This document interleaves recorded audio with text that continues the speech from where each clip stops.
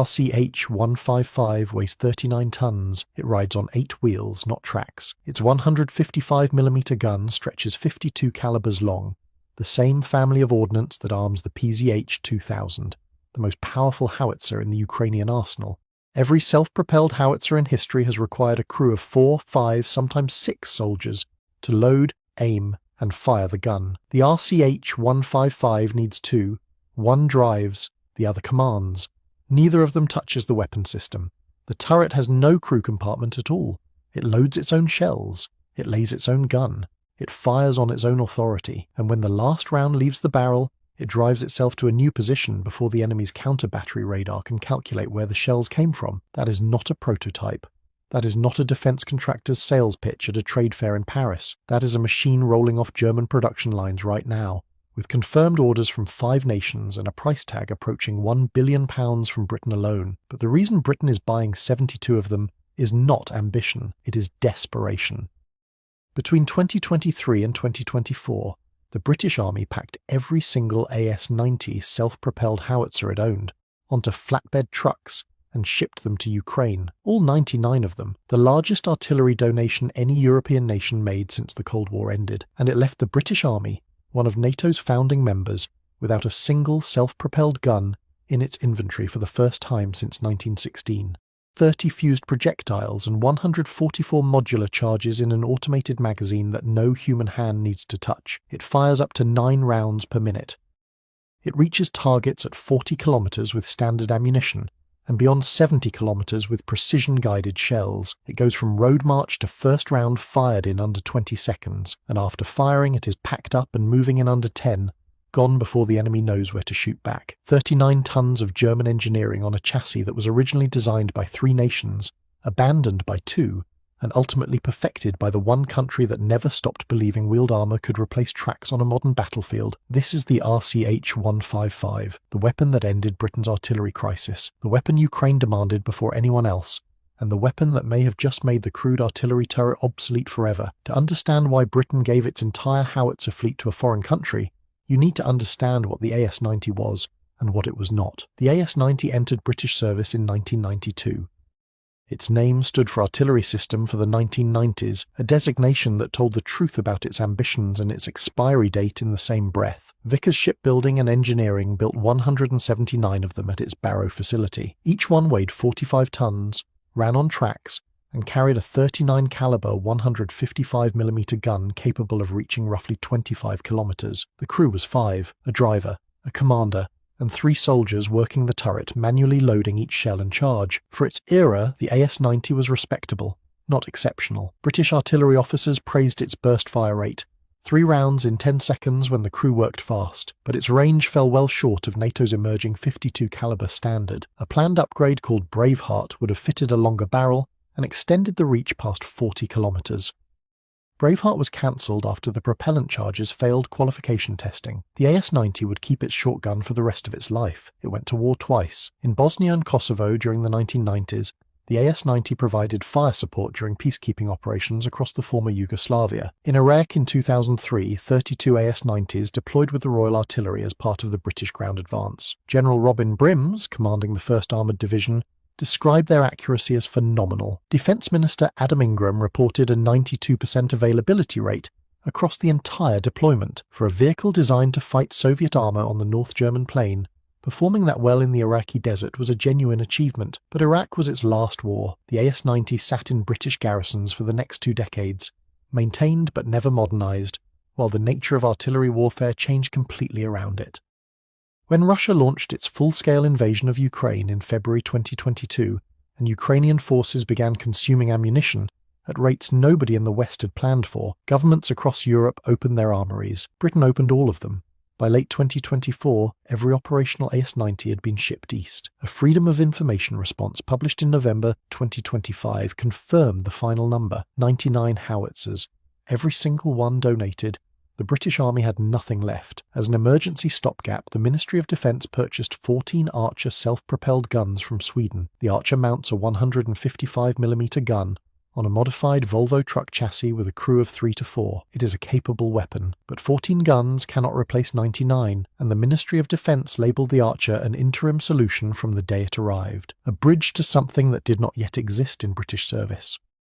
That something had been under development in a German factory for over 20 years. In 2003, a team of engineers at Krauss-Maffei Wegmann, the German armoured vehicle manufacturer known by the initials KMW, began work on a concept they called the artillery gun module. The idea was radical even by German engineering standards. Take the proven gun and autoloader technology from the PZH 2000, the Bundeswehr's tracked self-propelled howitzer, and package it into a fully unmanned turret that could be dropped onto any armoured chassis. No crew inside the turret, no manual loading, no hands on the gun at any point during the firing sequence.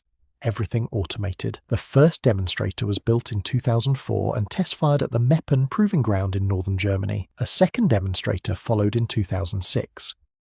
That machine fired 10 rounds in 2 minutes and 19 seconds, with only 2 crew members operating the entire system from inside the hull below. Over the course of testing, the artillery gun module fired more than 1,000 rounds without a crew member ever entering the turret. KMW mounted the module on a tracked Ascod chassis, and marketed the combination as the Donar. It weighed roughly 31.5 tons, light enough to fit inside an A400M transport aircraft. But the Donar found no buyers. In the mid-2000s, armies were not ready to trust their fire support to a fully robotic turret that nobody could manually override from inside. Then the battlefield changed. The wars in Syria and eastern Ukraine between 2014 and 2022 proved that counter-battery radar and loitering munitions had made static artillery positions suicidal.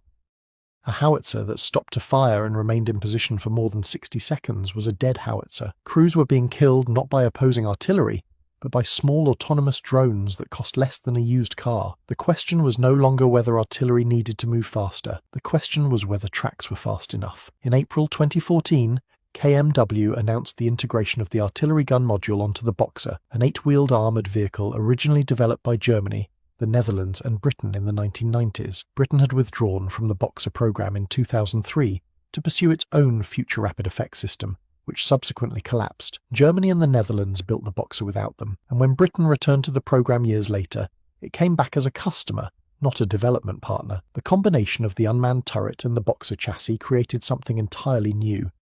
A wheeled self-propelled howitzer with no crew in the turret compartment, 8-wheel drive, a top speed of 100 km per hour on paved roads, a range of 700 km, and Stanag Level 4 ballistic protection for the 2 crew members sealed inside the armoured hull below. In 2021, KMW unveiled a lower-profile version of the turret and designated the complete system the RCH-155, remote-controlled howitzer, 155mm. What separates this machine from every other self-propelled howitzer in NATO service is not just the crew reduction or the wheeled chassis, it is the firing cycle. The RCH-155 does not need to deploy stabilizer legs before firing. It can shoot while stationary, while braking, and according to the manufacturer while moving at speed. Its automated systems load, lay, and fire the gun in a sequence that no human hand interrupts.